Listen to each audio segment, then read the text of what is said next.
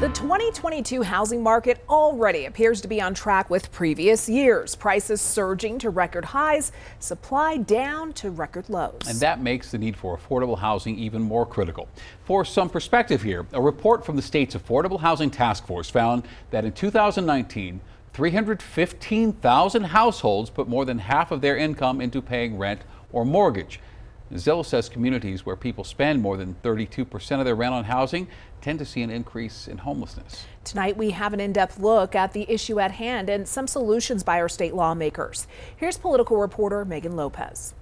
It doesn't take an expert or a task force or a report to tell us what most of us already know. Housing in Colorado is hard to come by. It's expensive, it's limited, and it's a problem that's only getting worse. Everybody is sort of facing this problem because we've had a decrease in the production of housing while we've had a 14 or 15% increase in the population. The state still has $400 million from the American Rescue Plan Act to spend on housing. So on Monday, this conversation is a long time coming. Lawmakers discussed a 42-page report with their recommendations for that funding. Sounds like a lot of money, but it certainly isn't enough to meet every need that there is. The money would go to things like loans for the construction of affordable housing or grants to local governments for development. It has to be spent within the next 4 years. For groups like Housing Colorado, and what this is going to do is it's going to transform the affordable housing landscape. This is a big deal. They had a sign out front that said affordable units available. State Senator Julie Gonzalez knows how life-changing this can be. She bought an affordable housing condo in 2008. And so having gone through the process myself